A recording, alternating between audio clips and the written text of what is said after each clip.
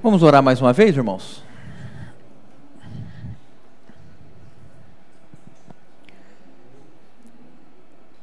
Pai, em nome de Jesus, nós pedimos mais uma vez a Tua bendita graça. Pedimos ser ensinados pelo Teu Santo Espírito. Derrama sobre nós o Teu Espírito de entendimento, revelação, sabedoria, para que esse seja um tempo de edificação, um tempo que o Senhor possa alcançar aquilo que é do Teu coração para as nossas vidas.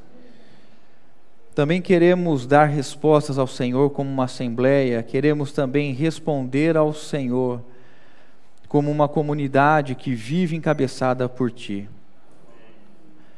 Por isso, na medida que o Senhor falar conosco, gera em nós respostas, gera em nós compromissos, gera em nós responsabilidade. Senhor, toma nessa noite o nosso coração e faz dele o coração como a boa terra, que a Tua palavra possa entrar e se enraizar em nós, para que haja frutos para Ti mesmo, Senhor. Concede discernimento para cada palavra que for dita, Senhor.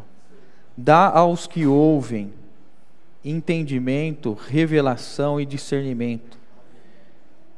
E Pai, se por acaso alguma palavra não vier de Ti, que os irmãos tenham imediatamente sabedoria para rejeitar. Mas aquilo que vier do Senhor, dá graça para os irmãos acolherem como sendo a Tua bendita palavra. Em nome de Jesus. Amém. Irmãos, então, não sei se todos os irmãos estavam aqui a última vez que nós falamos e nós abordamos o texto de Mateus capítulo 20, que fala sobre a vinha, né? E nós vamos fazer uma rápida abordagem nesse texto e vamos prosseguir para nós alcançarmos alguns pontos que têm estado muito forte para mim.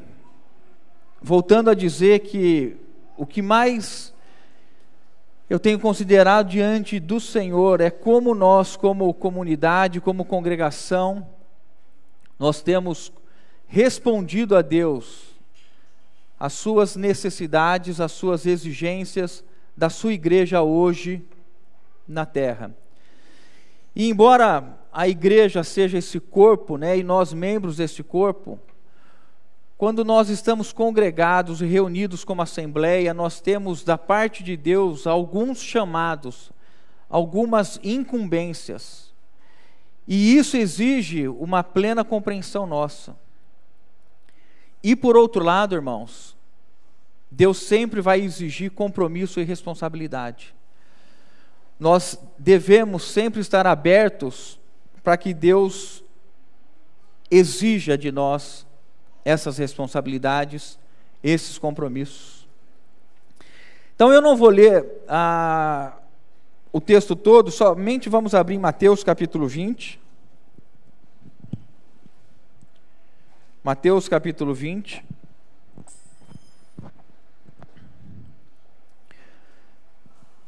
Vamos só tomar o primeiro versículo.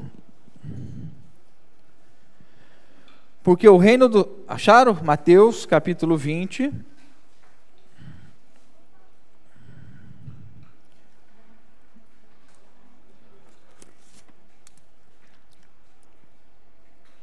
Porque o reino dos céus é semelhante a um dono de casa que saiu de madrugada para assalariar trabalhadores para a sua vinha.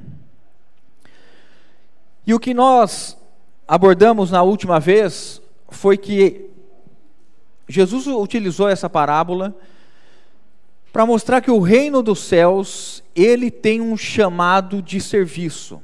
O reino dos céus, ele é mostrado em vários aspectos na Bíblia, mas esta parábola, ela traz alguns princípios e ela traz alguns ensinamentos de base, de essência da parábola toda.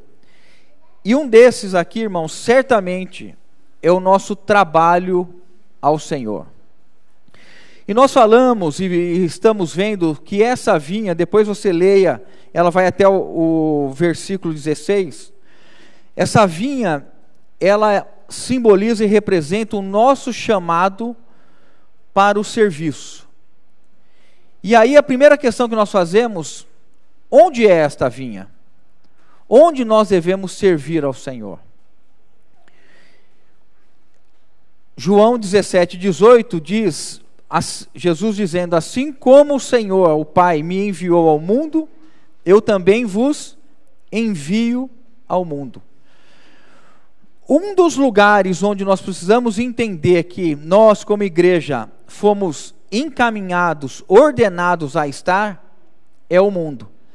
Embora pareça às vezes contraditório, porque o conceito bíblico, em algumas passagens de mundo, é o sentido negativo, aquilo que é contrário a Deus, mas porque Deus amou o mundo de tal maneira que deu seu Filho unigênito, para que todo aquele que nele crê, não pereça, mas tenha a vida eterna. E para alcançar as pessoas, Deus envia quem? A igreja. É nesse sentido que nós estamos olhando e começando a entender que a vinha, ela tem esse alcance, porque o reino dos céus, ele é maior do que todas as esferas que nós vivemos, correto? Vamos falar de uma esfera que a gente vive. O trabalho é uma esfera que a gente vive? Sim. O reino dos céus é maior do que a esfera do trabalho? Sim. Alguém tem dúvida? Na ordem de prioridade, o que é mais importante, o reino dos céus ou a esfera do trabalho? Espero que você lembre disso na segunda-feira, porque é você que está falando, tá certo? Mas evidentemente, irmãos, a palavra nos diz isso. Outra esfera que nós vivemos, familiar. Familiar. O reino dos céus abrange a esfera familiar? Abrange. Outra esfera que nós vivemos, social, pode ser? O reino dos céus abrange a esfera social? E o reino dos céus, irmãos, ele diz respeito então a fazer a vontade de Deus em todos os lugares, baseados na aliança que o Senhor firmou no seu sangue, com os remidos, para que nós anunciássemos o Evangelho a todas as pessoas, fazendo deles discípulos, batizando e fazendo discípulos, ensinando a guardar as coisas. Então, o nosso entendimento de vinha hoje é maior, precisa ser maior e nos tirar da esfera que nós estamos acostumados a viver somente quando estamos reunidos ou congregados, é que nós temos um costume tradicional de imaginar que aqui é vinha. A vinha não é somente, ou não são somente os irmãos, mas a vinha é tudo aquilo, irmãos.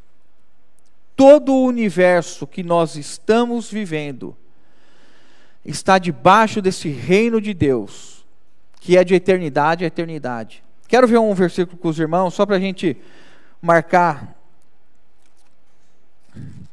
um princípio que norteia a nossa vida, né? Salmo 145, versículo 13. Vamos ler juntos?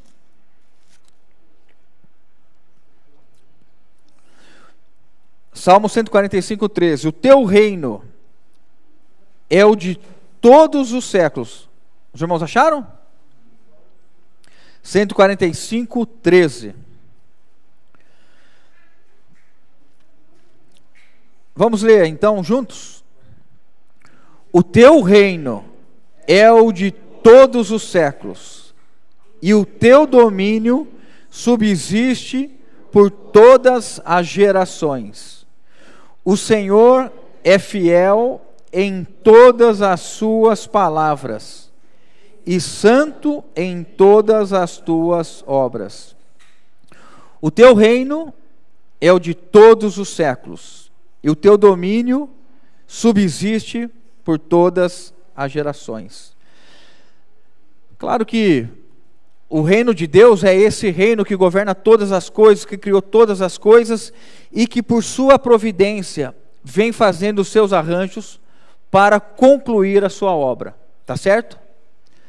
Então agora, irmãos, nós estamos vivendo o desafio de viver o reino dos céus nas esferas que nós estamos inseridos.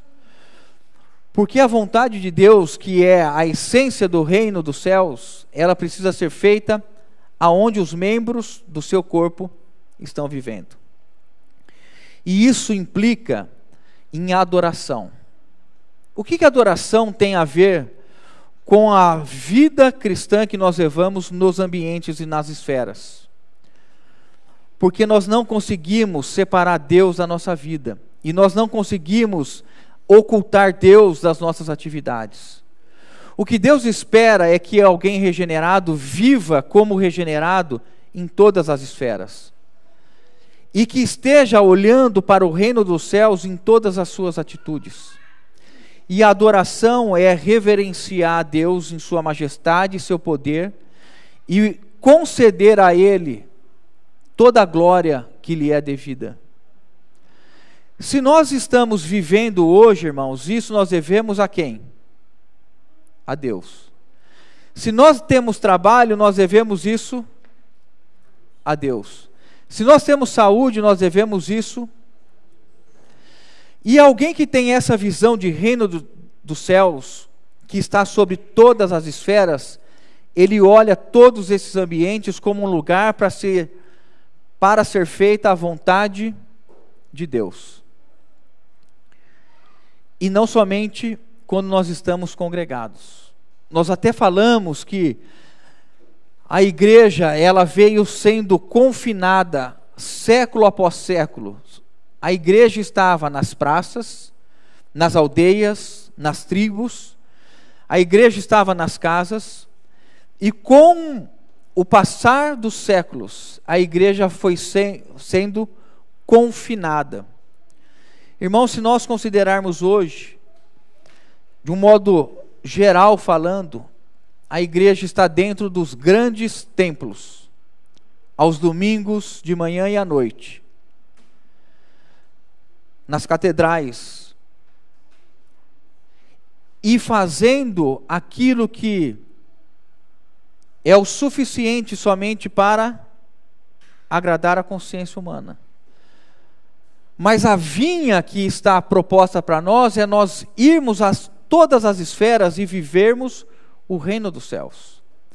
E adorarmos a Deus, reverenciando a Deus, dando o nosso trabalho, dando o nosso tempo, dando a nossa energia para Deus em qualquer esfera. Efésios capítulo 6, eu quero ler com os irmãos. Nós vamos passar rapidamente por aqui.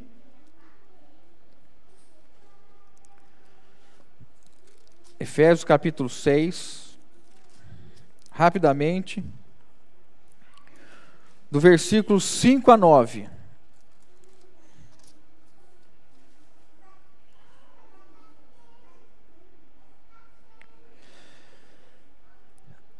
Quanto a vós outros, servos, obedecei o vosso Senhor segundo a carne, com temor e tremor, na sinceridade do vosso coração, como a Cristo, não servindo à vista, como para agradar a homens. Os irmãos estão lendo comigo?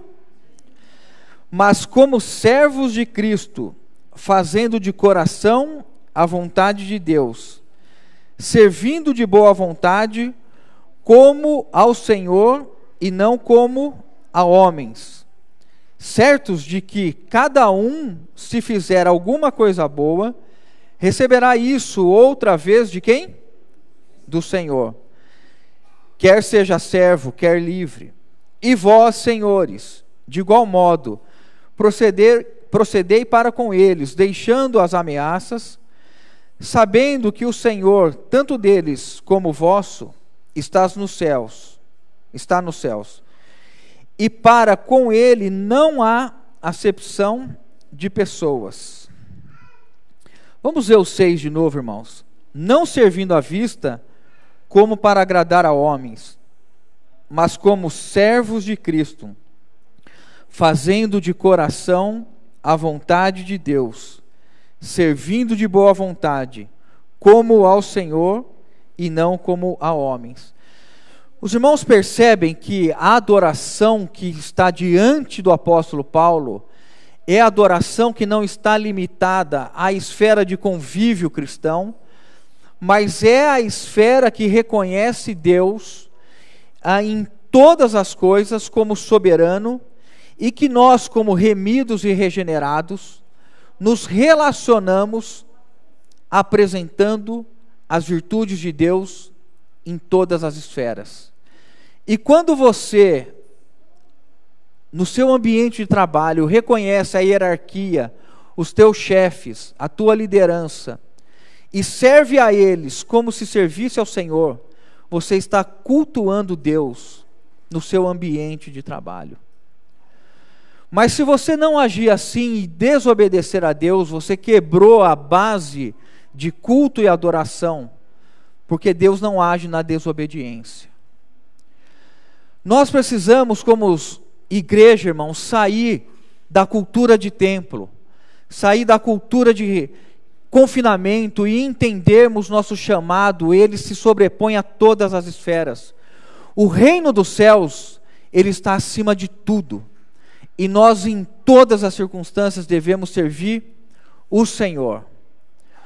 Os servos devem considerar que Cristo está olhando a sua atitude diante do seu chefe, diante dos seus colegas. Como você reage diante das circunstâncias que são as circunstâncias diárias de um ambiente de trabalho, como todos os outros que não têm a graça? E aqueles que são chefes, esquecem que são servos do Deus Altíssimo, e que o nosso Pai não faz acepção de pessoas, e que para nós, irmãos, nós vamos olhar e saber que todo ser humano foi criado à imagem e semelhança de Deus. Ele tem toda a capacidade, toda a potencialidade para vir a crer em Jesus Cristo. E nós devemos tratar todo ser humano diante do entendimento que Jesus morreu para resgatar todos os homens. A sua morte, ela foi universal, irmãos. A morte de Jesus não é seletiva. E os nossos relacionamentos, eles precisam passar por isso e alcançar as pessoas.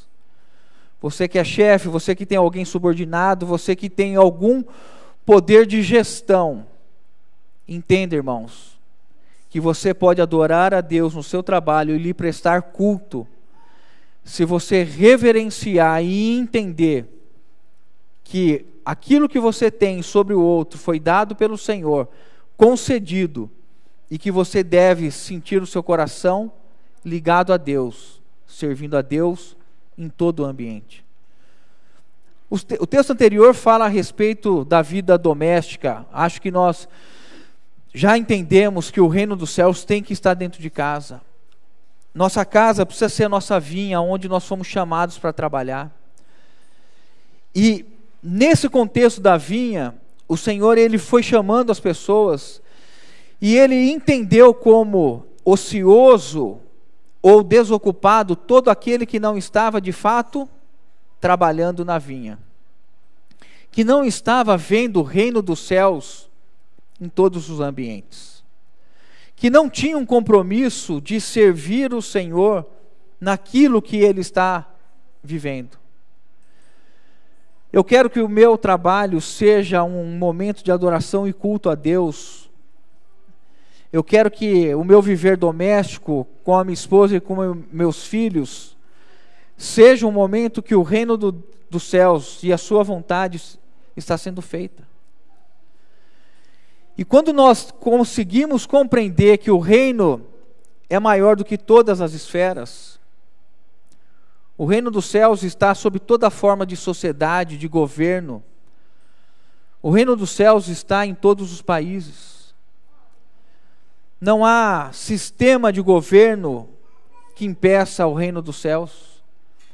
Há, claro, ambientes de maior rejeição, mas o Espírito Santo tem levantado homens e mulheres que enxergaram o reino dos céus e estão trabalhando e colocando as suas vidas por causa do reino dos céus. O reino de Deus é de eternidade a eternidade. E por que nós estamos falando disso, irmãos? Porque quando nós olhamos para essa parábola que fala do serviço, nós entendemos que parte do nosso viver está ligado à maneira que nós servirmos. E agora eu vou trazer o olhar dos irmãos para dentro. Nós estamos rapidamente olhando para fora, entendendo o chamado da igreja para estar no mundo, nas diversas esferas que existem, na esfera esportiva, por exemplo, não é? Na esfera cultural. Precisa haver homens e mulheres guiados e governados pelo Espírito de Deus, com uma visão do reino dos céus, utilizando os instrumentos para glorificar a Deus. Agora, nós queremos olhar para dentro, como nós temos vivido hoje. Vamos voltar ali para Mateus capítulo 20. Mateus 20.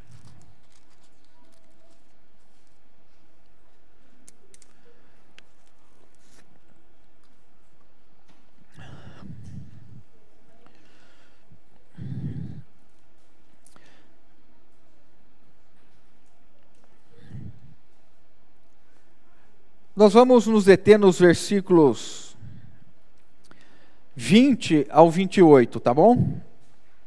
Diz assim: Então se chegou a ele a mulher de Zebedeu com seus filhos, e prostrando, algumas versões que falam adorando, né? Pediu-lhe um favor. Perguntou ele: Que queres? Ela respondeu: Manda que no teu reino esses meus 2 filhos se assentem, um à tua direita e outro à tua esquerda. Mas Jesus respondeu: Não sabeis o que pedis. Podeis vós beber o cálice que eu estou para beber? Responderam-lhe: Podemos.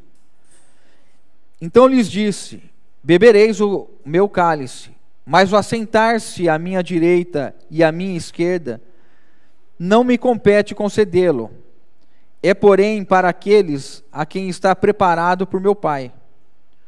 Ora, ouvindo isto, os 10 indignaram-se contra os 2 irmãos. Então Jesus, chamando-os, disse: Sabei que os governadores dos povos os dominam e que os maiorais exercem autoridade sobre eles. Vamos ver o 26 juntos?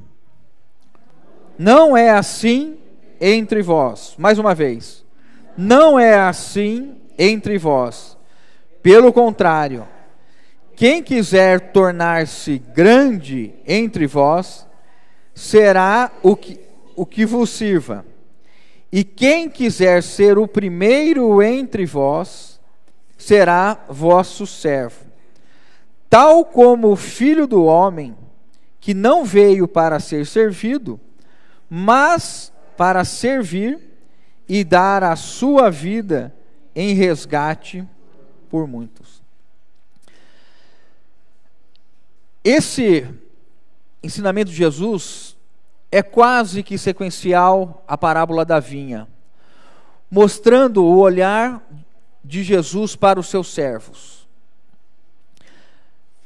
Agora, irmãos, o versículo 26, ele traz muita luz para nós, porque ele coloca, mais uma vez, de uma maneira clara, o contraste entre a vida secular, a vida dos ímpios, a vida daqueles que desconhecem a Deus e que exercem domínio pelas pessoas com autoridade, com poder, e esperam somente que os outros os sirvam.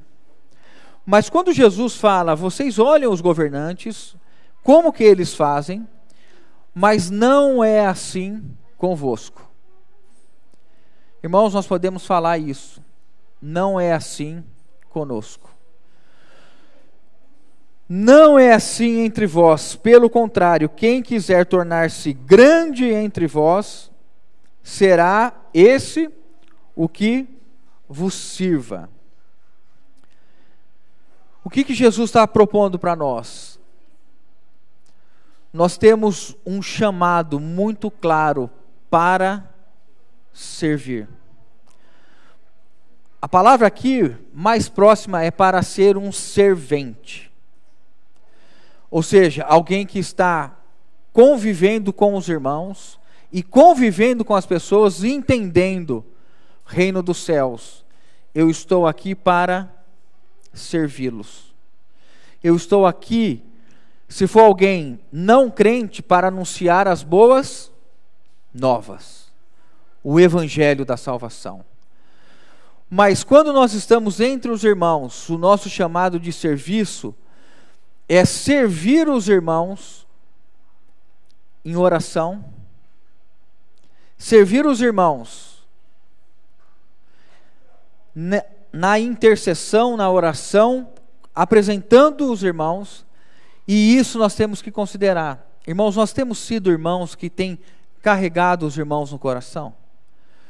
Nós temos ao longo da semana intercedido a pessoas que, se o seu coração fosse exposto nesse telão, nós poderíamos ver pessoas que são carregadas por você em oração, que você tem tido da parte de Deus compromisso e responsabilidade para orar, para interceder, não para julgar, irmãos. Não julguem. Já há um acusador.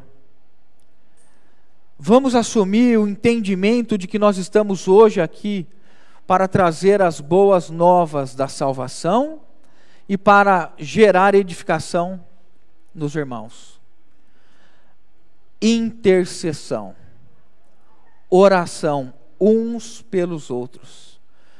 Carregue os irmãos que você se reúne durante a semana no coração. Carregue os irmãos que o Senhor às vezes te faz acordar mais cedo para orar. Carregue no coração aqueles irmãos que vira e mexe, surge algum aborrecimento, algum desgosto, você não tem simpatia pelo irmão, você não gosta do jeito, da característica do irmão. Você talvez não consiga colocar a mão no mesmo pão se esse irmão estiver com você. Ore, irmãos, interceda. Uma outra maneira de nós servirmos os irmãos é cuidando e protegendo os irmãos. Nós temos uma responsabilidade. Eu quero ver esse texto aqui com os irmãos, João 17. João 17, Evangelho de João 17.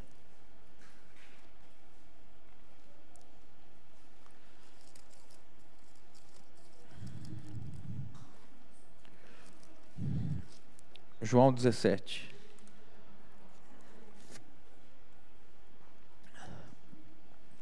O versículo 12.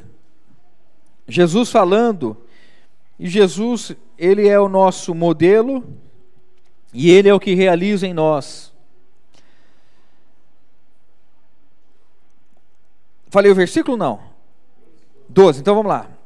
Quando eu estava com eles, guardava-os no teu nome, que me deste, e protegi-os, e nenhum deles se perdeu, exceto o filho da perdição, para que se cumprisse a Escritura. Vamos ler juntos? Quando eu estava com eles, o que eu fazia? Guardava-os aonde? No teu nome, que me deste, e protegi-os, e nenhum deles se perdeu, exceto o filho da perdição.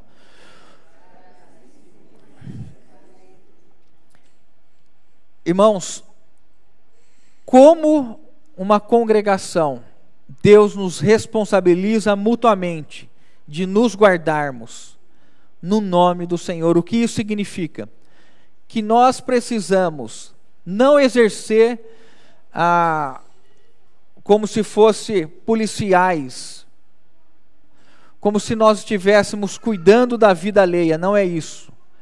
Esse guardar e proteger é uma ação nossa de ir em direção aos irmãos, trazendo-os para a esfera do reino dos céus, para que eles entendam e vivam a vontade de Deus. Não é possível a vida comunitária se não houver irmãos que se guardam e que se protegem. Nós temos que ter esse zelo de pais e mães cuidando uns dos outros. Nós temos que proteger os irmãos do ataque do inimigo, do mundo, do velho homem, do pecado. Nós temos que sempre estar olhando e vendo aonde este irmão está indo, o caminho que este irmão tomou, aonde vai dar. A ausência dele nas reuniões, o fato dele não orar, o fato dele não manifestar as virtudes de Deus, o fato dele estar envolvido e a alegria dele estar nas coisas seculares, ter ímpeto e desejo para as coisas deste mundo, optando por elas quando está diante de uma escolha entre as coisas de Deus e as coisas seculares. Nós precisamos ter este olhar de cuidado entre nós. Um irmão que se ausenta por muito tempo precisa despertar em nós um coração de pastoreio. Alguém precisa ligar, alguém precisa ir visitar, alguém precisa trazer dentro da sua casa. Se nós não cuidarmos, irmãos, há alguém que anda como se fosse um leão, pronto para quê? Para devorar.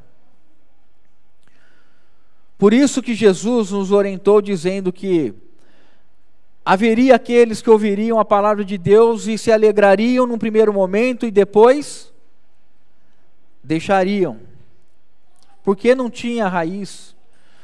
Outros que o calor do dia, as dificuldades, mesmo tendo ouvido a palavra, deixaram o caminho.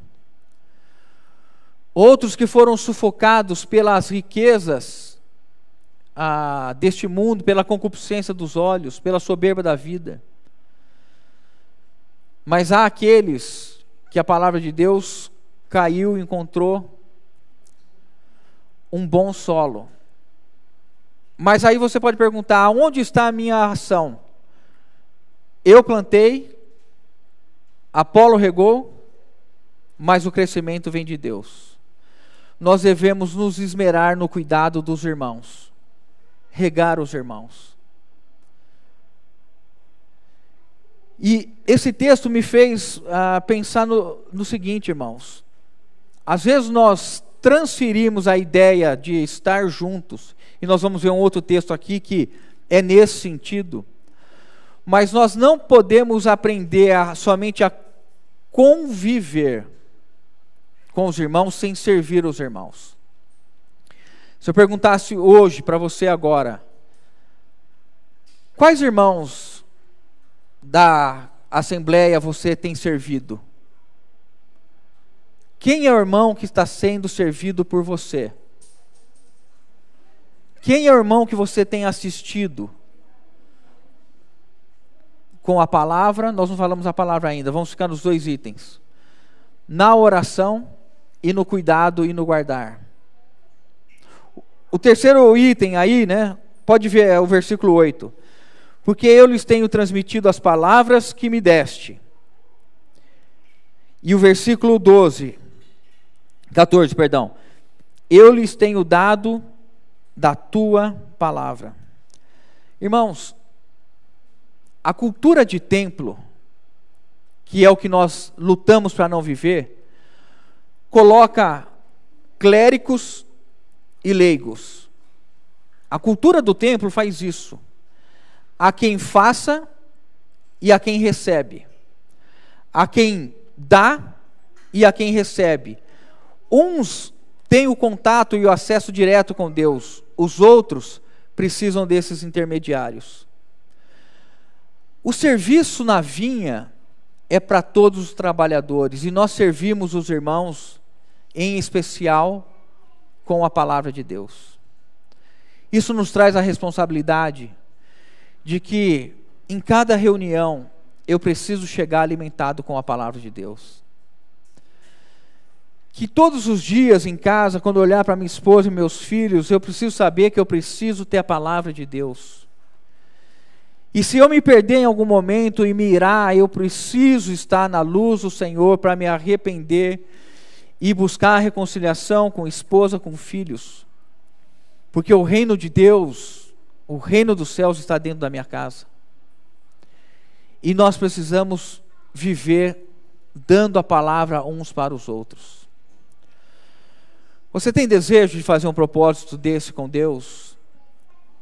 De orar ao Senhor e falar: Senhor, eu quero entender que todas as manhãs eu preciso me alimentar da Tua palavra, não somente por mim e para mim, mas porque há pessoas lá fora que eu vou encontrar no meu trabalho, e há pessoas aqui dentro de casa, e há pessoas e irmãos que eu encontro que eles precisam receber a palavra. Os pais, pela graça de Deus, nós temos muitos pais com os filhos pequenos, né? A comissão de Deus é essa, que vocês eduquem e criem os seus filhos na admoestação e na disciplina do Senhor. Vocês não estão preparando eles para serem boas pessoas, entendam. Vocês estão preparando para serem servos e servas de Deus. Isso tem um custo muito maior. E é nesse olhar que o Senhor vai dizendo assim: sirvam. Sirvam. O terceiro ponto, o quarto ponto de serviço é o santificar a si mesmo. Veja o versículo 18. O que ele diz? O 19. O 18 nós já mencionamos, né? O 19. É a favor deles que eu me santifico a mim mesmo, para que eles também sejam santificados na verdade. A atitude de santificar-se, irmãos, significa que nós temos uma consciência de que as minhas atitudes, elas interferem na vida dos irmãos. Eu não posso realizar muitas coisas, porque eu poderia levar um irmão a tropeçar. Eu não posso ter uma conduta dentro de casa, porque ainda que aquilo não me faça tropeçar, pecar, esfriar na fé, pode atingir o meu filho e a minha esposa. Um programa televisivo para você pode não ser problema, mas para alguém que ainda não atingiu um estágio ou uma maturidade, vai ser um tropeço.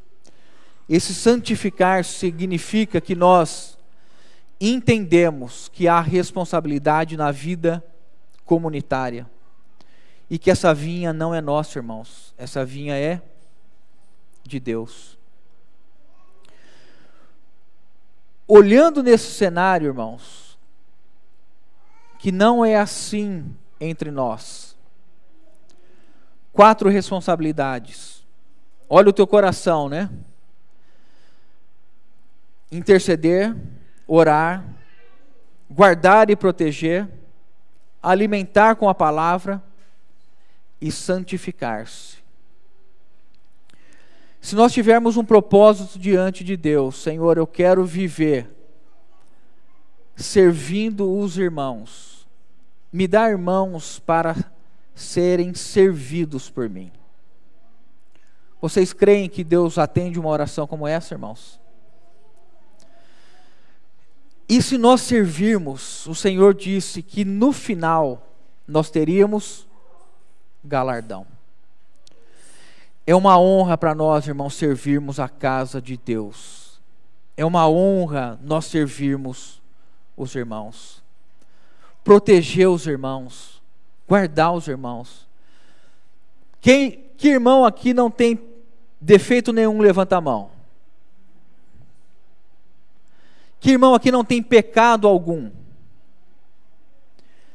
Que irmão aqui nunca errou? Eu estava ouvindo um testemunho de um irmão falando. Um irmão chegou para ele e falou assim: irmão, se Deus é tão bom, tão bom, tão bom, por que Deus não elimina com todo o mal? Aí o irmão falou para ele: eu teria que me preocupar comigo e com você, porque o que Deus faria conosco? Que somos maus. Se você quer que Deus elimine todo o mal, o que vai ser de você? Jesus disse: e vós que sois maus, sabei dais boas dádivas aos vossos filhos, quanto mais o vosso Pai Celeste vos dará o Espírito Santo a todo aquele que o pedirem. Então, esse cuidar e esse guardar, irmãos, é exatamente nas falhas.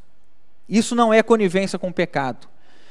Se eu vejo um irmão pecar, o que me compete como alguém que tem responsabilidade diante de Deus e com os irmãos, o que é fazer? E diante do irmão, com espírito de brandura: irmão, isso que você fez é contrário à palavra de Deus, é um pecado. Não é assim? Agora, acusar, falar publicamente, trazer questões de discordância, é fazer justamente ao contrário de nós guardarmos e cultivarmos, protegermos os irmãos.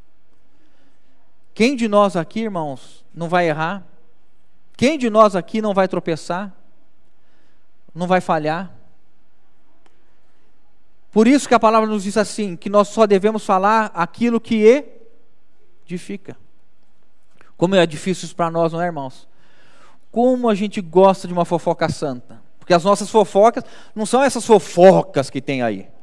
As nossas, elas são santas, né? Nós falamos assim: irmão, não é que eu quero falar do irmão, é que eu quero que a gente ore. Você já ouviu alguém falar assim?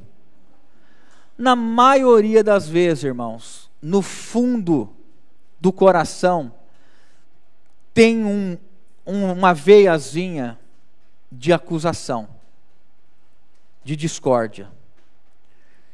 E o chamado é para nós vivermos de uma maneira de guardar e proteger os irmãos. Os irmãos entenderam que não é conivência com o pecado, porque nós temos que nos admoestar, exortar mutuamente, tá certo? Então, quando nós vemos um irmão em pecado, um irmão que está abatido, um irmão que está longe do Senhor, nós temos que guardar e nós temos que proteger, carregar os irmãos no coração. Agora, queria concluir olhando alguma coisa que diz respeito, então, com o processo desse serviço, tá bom? Nós vamos agora para 2 Pedro. 2 Pedro.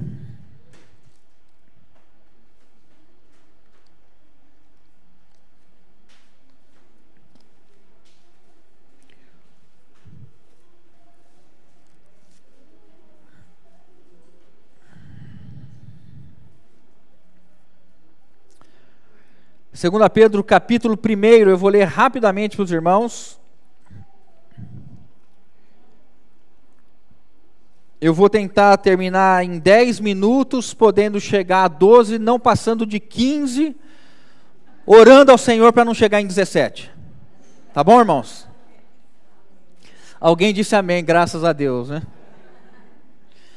2 Pedro, capítulo 1, versículo 3.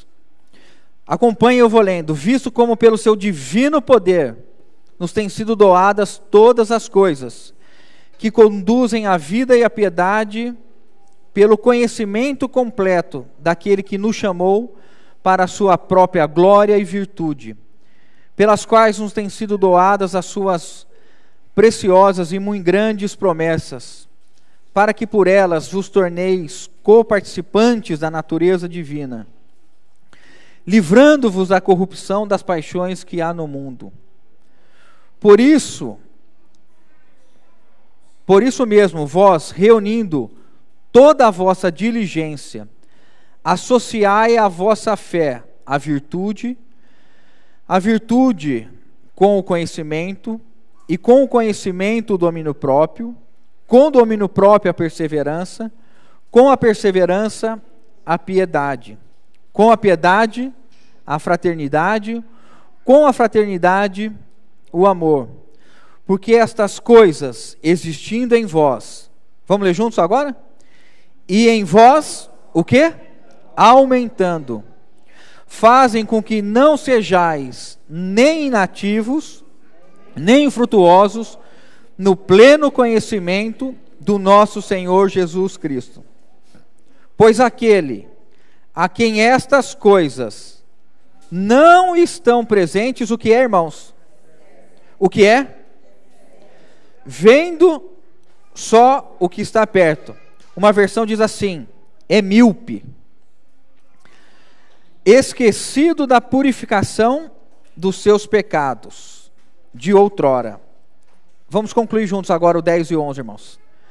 Por isso, irmãos, procurai com diligência, cada vez maior, confirmar a vossa vocação e eleição, porquanto, procedendo assim, não tropeçareis em tempo algum, pois desta maneira é que vos será amplamente suprida a entrada no reino eterno do nosso Senhor e Salvador Jesus Cristo. Irmãos, essa passagem, os irmãos, somente lendo aqui, nós percebemos o quanto ela precisa ser cavada e o quanto o Espírito Santo trouxe de exortação, de ensino, de vida nesse texto. Então, se você tiver esse desejo, leia em casa.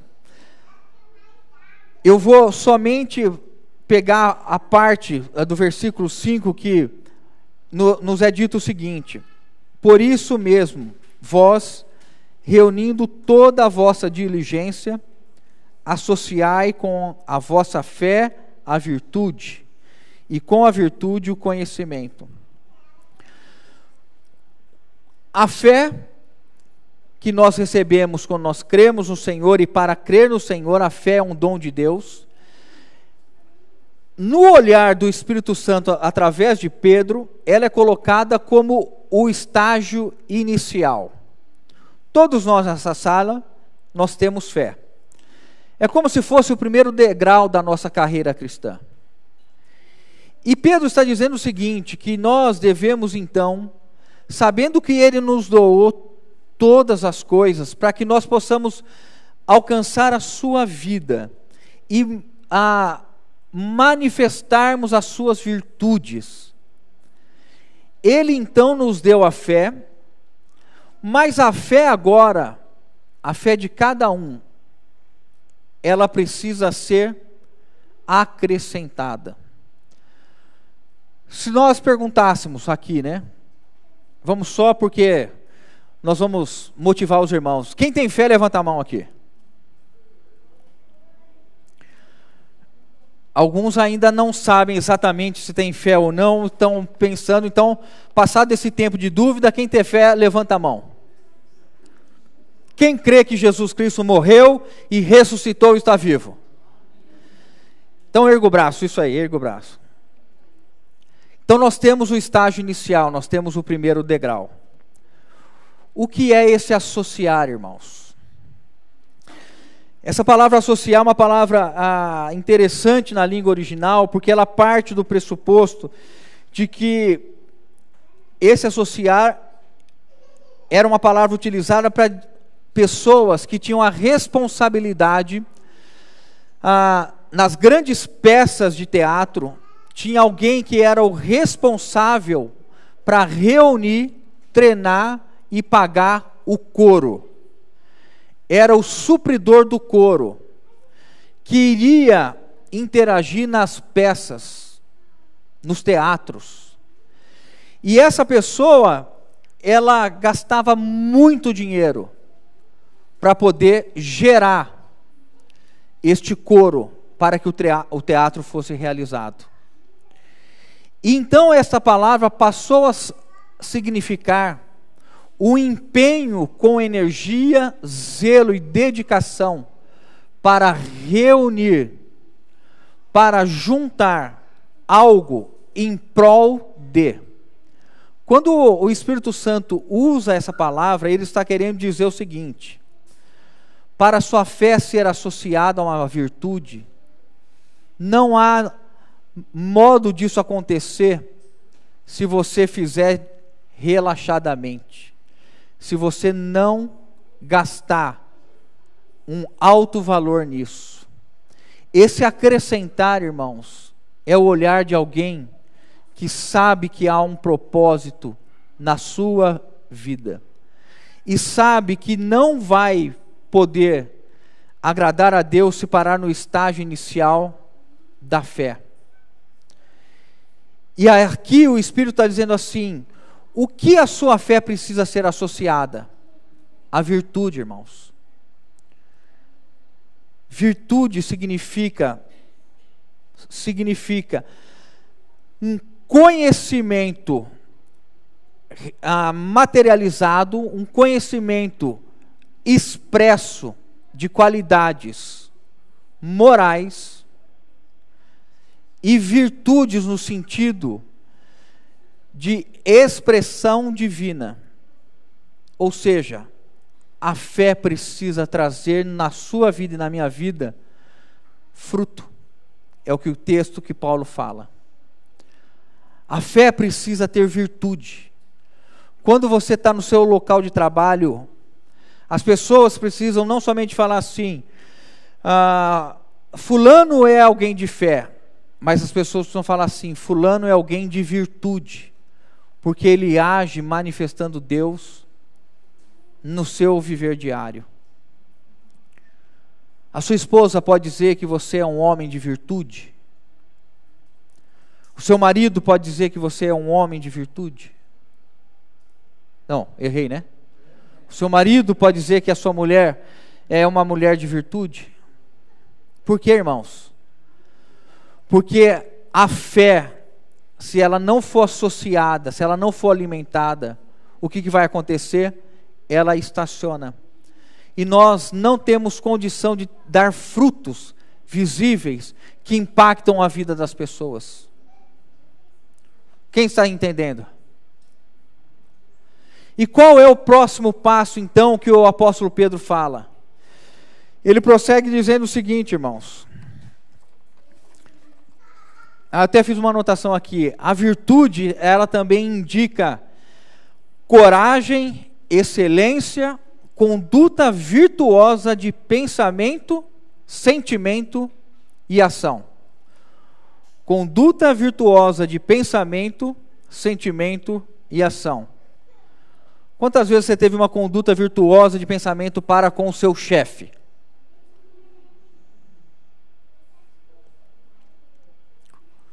Irmãos, Deus esquadrinha o nosso coração.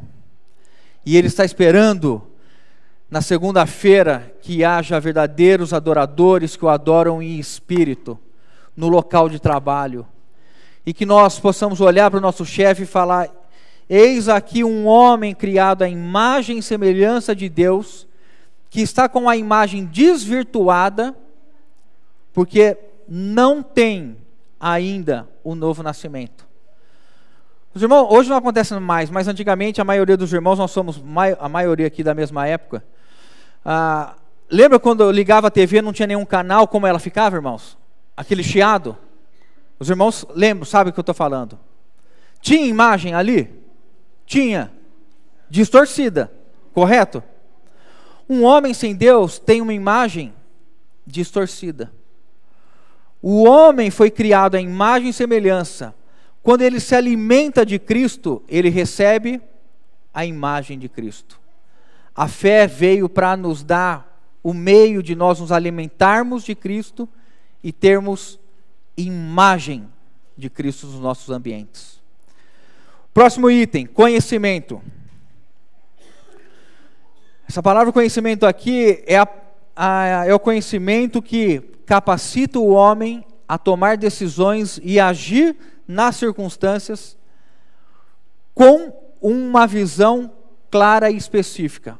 Em outro modo de dizer, você sabe, como cristão, agir em todos os ambientes, porque você é temente a Deus e o Espírito Santo pode te guiar. Você não se deixa levar pela conduta dos outros, pela roda dos escarnecedores, você não se assenta na roda dos escarnecedores. O teu conhecimento, a tua fé, ela vem crescendo e vai te dando discernimento. Você vai sabendo agir e reagir em cada uma das circunstâncias. Quando algum irmão começa a falar de modo indevido, você discerne que essa conversa vai terminar, talvez abatendo a fé do irmão, abatendo a fé dos que ouvem, e você vai fazer o quê? Interferir. Por quê? Porque você saiu de uma fé de uma qualificação de primeiro degrau e está progredindo. Qual é o próximo passo, irmãos? Domínio próprio. O que é o domínio próprio? É a capacidade de enfrentar a si mesmo, resistir às paixões, que é um fruto do Espírito. O Senhor, irmãos, Ele nos deu do seu Espírito para que nós pudéssemos agir por meio do seu Espírito. Nós podemos entender, porque é essa a nossa experiência, que o domínio próprio, para nós, somente quando nós estamos muito alimentados do Senhor, não é isso? E é por isso que nós precisamos fazer uma leitura diferente do que é o reino dos céus em nossa vida. Porque acostumar a viver duas vidas, uma entre os irmãos ou no ambiente espiritual e outra em casa ou nos ambientes de trabalho, isso, irmãos, é viver uma vida de quebra de aliança. Deus só tem compromisso com aqueles que se comprometem com Ele. Se eu não me proponho a obedecer o Senhor, Ele não pode me abençoar. Porque Deus não tem prazer que a gente faça sacrifícios, mas o prazer de Deus está em obedecê-lo. O domínio próprio é quando nós estamos cheios do Espírito e o novo homem diz assim: velho homem, senta, ou melhor, fica deitado porque você está morto. Irmão, a sua esposa vai amar se você tiver domínio próprio. As irmãs dizem amém? Não precisa nem insistir muito, né? E irmãs, os maridos vão amar se as irmãs tiverem domínio próprio. Não é isso, irmãos? Não é? E entre nós, irmãos com domínio próprio, não é um ambiente maravilhoso? Não é um ambiente maravilhoso? Aí nós prosseguimos então. Perseverança. Perseverança é a característica de uma pessoa que não se desvia do seu propósito. Quem tem propósito com o reino dos céus está comprometido com o reino dos céus. Dentro do ambiente de trabalho, na sua família, na comunidade, na vida social, o foco do perseverante é o reino dos céus. Quantos anos nós estamos caminhando na fé? 20, 30 anos. Nós temos perseverado, irmãos. Nós podemos agradecer ao Senhor, né? Graças ao Senhor nós temos perseverado até aqui. E nós pretendemos continuar perseverando até o fim. E o que perseverar até o fim será salvo. Amados irmãos, que a gente possa olhar para o irmão do lado e ter essa convicção, irmãos, nós vamos perseverar até o fim. Que a gente possa pegar na mão da nossa esposa, dos nossos filhos, nós vamos perseverar até o fim. O pai não vai desistir dos filhos, os filhos não vão desistir dos pais, nós, irmãos, não vamos desistir uns dos outros. E nos momentos de fraquezas uns dos outros, nós vamos acolher com espírito de brandura, mansidão. E aí ele vai concluindo falando da piedade, irmãos. A piedade é talvez uma das palavras do grego mais difíceis de ser traduzidas. Estava lendo, o irmão disse assim, essa palavra eusebeia é quase que intraduzível, porque o sentido dela é de manifestar ou de viver uma verdadeira religião, no sentido de ter plenamente manifestado as características de Deus. Então vejam, irmãos, nós começamos com a fé e nós estamos agora falando desse viver comprometido que manifesta Deus em todos os lugares. E aí ele fala dos dois últimos itens, e aqui nós finalizamos. Penúltimo item, amor fraternal. A palavra aí é Filadélfia. Por que o Espírito Santo coloca amor fraternal, irmãos?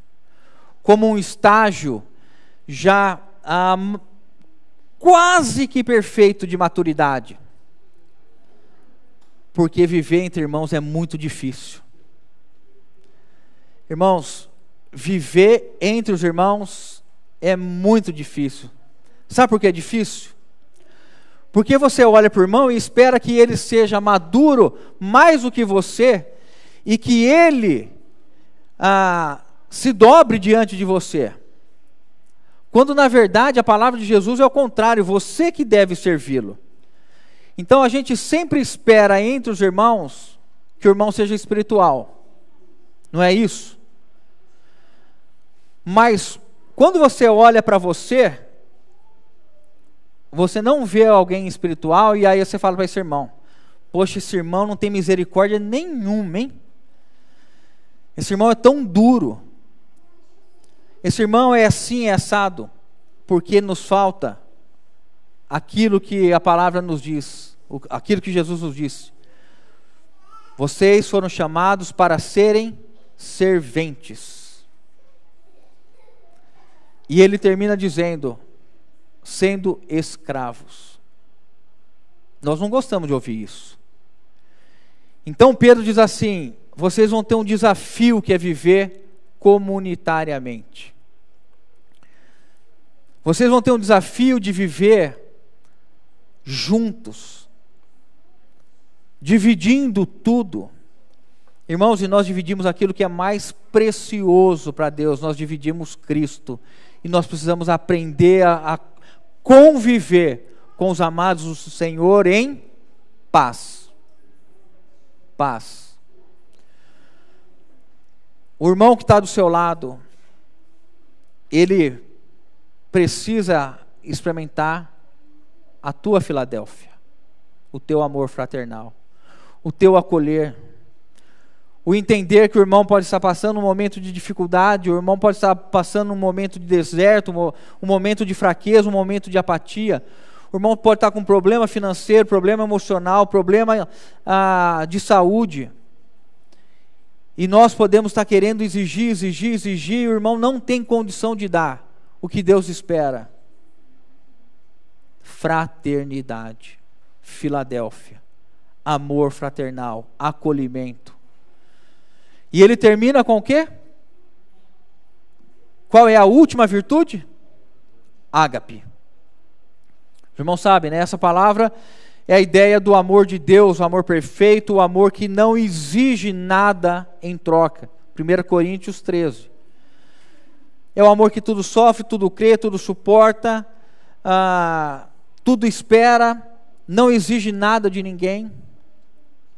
Esse concluir é o amor que ama as pessoas, é o amor que ama os que perseguem, é o amor que ama os que injuriam, é o amor que ama aqueles que agridem nossa face.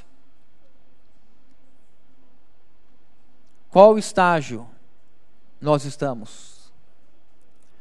Nós não podemos estar parados somente no primeiro estágio, irmãos. Pedro diz: reúna toda a vossa diligência. Diligentes. Tá bom, irmãos? Eu não sei, acho que eu passei do tempo, né? Muito. E queria somente ler com os irmãos esse versículo 8 e 9. Reúna aí então a sua força, a sua diligência, para a gente terminar o 8 e 9. Porque estas coisas existindo em vós, e em vós aumentando, fazem com que não sejais nem nativos, nem infrutuosos, no pleno conhecimento do nosso Senhor Jesus Cristo. Irmãos, isso precisa crescer continuamente em nós. Diga isso para o Senhor: Senhor, eu quero que isso cresça em mim. Eu quero que essas virtudes cresçam em mim. Eu quero estar na vinha servindo o reino dos céus com toda a minha diligência. Eu quero extrapolar o reino dos céus do ambiente dos irmãos. Eu quero levar o reino dos céus no ambiente de trabalho, no escritório, na fábrica, na escola, na faculdade, no hospital, na clínica. Eu quero levar o reino dos céus no ponto de ônibus, na academia, na Lagoa do Taquaral. Eu quero ter compromisso com o reino dos céus. Eu quero viver o reino dos céus. E quem não enxerga isso é cego. Quem não enxerga isso é míope. As coisas podem estar diante dos olhos e não conseguem enxergar. E aí Pedro diz assim: vocês esqueceram de onde vocês vieram? Vocês esqueceram do perdão dos pecados? Que vocês estavam danados, né? A palavra danado significa destinado ao inferno. Por isso, tenha cuidado quando os antigos, né, diziam isso: essa criança é muito danada. A palavra danado significa destinado ao inferno, à perdição. Cuidado com a boca, né? A vida e a morte está no poder da língua. Então, se alguma vez você falou isso, cancele isso diante do Senhor. Senhor, eu cancelo quando eu disse que essa criança era um danado. Eu abençoo essa criança no nome de Jesus e que ele venha conhecer a tua salvação. Não diga que seu filho é bobo, imbecil, idiota no momento de raiva. Você é burro, você só faz isso. Você está lançando maldição sobre o seu filho. E nós somos chamados para abençoar. Mas se isso já aconteceu, ore ao Senhor cancelando essas coisas. Tudo que eu disse contra o meu filho, Pai, no nome de Jesus eu cancelo agora. E ligo as tuas bênçãos e declaro as tuas bênçãos na vida dele. Tá bom, irmãos? Só termino dizendo uma coisa, um fato. Um irmão estava contando. Um irmão capelão, ele estava numa escola e o diretor o chamou para estar na sala para conversar com um jovem que tinha um comportamento muito bom e que há alguns dias estava extremamente diferente. Ô irmão, aí o que aconteceu? Este jovem entra na sala, o diretor começa a conversar com ele e ele diz assim: o diretor pergunta: o que tem acontecido com você, fulano? E ele falou, né? O meu pai cria cavalos e mantém cavalos no estábulo. E eu tenho algumas pombas de estimação. E elas fizeram bagunça ali no estábulo. E meu pai matou essas pombas. E aquilo para aquele jovem trouxe uma revolta muito grande contra o pai e contra Deus. E aí esse irmão, no serviço de capelania, não é? Disse o seguinte para ele: imagine que você tem, isso aqui é a terra, tá certo? E eu plante 2 árvores aqui, e aqui embaixo, vamos falar 1 metro, eu tenho um lençol de água passando aqui. Essa árvore, ela vai entrando na terra e ela vai alcançando este rio. E esta outra árvore, as raízes, em vez de descer, elas procuram subir. Vem o sol, vem o calor, vem a sequidão, e esta árvore, ela aprofunda as raízes e encontra as águas. E esta começa a secar. Aí ele disse o seguinte: este lençol, este manancial, é o rio da graça de Deus. E ele olhou para o jovem e falou assim: qual das 2 árvores você quer ser? E o jovem disse: a que mergulha a raiz nas águas. Então esse irmão falou para ele: passar por dissabores, injustiças, dificuldades, todos nós vamos passar. Agora, buscar o recurso para viver isso é uma escolha nossa. Se nós mergulharmos na graça de Deus, nós vamos responder com a graça de Deus. Se nós procurarmos viver e responder às demandas na nossa natureza, nós vamos secar diante das dificuldades.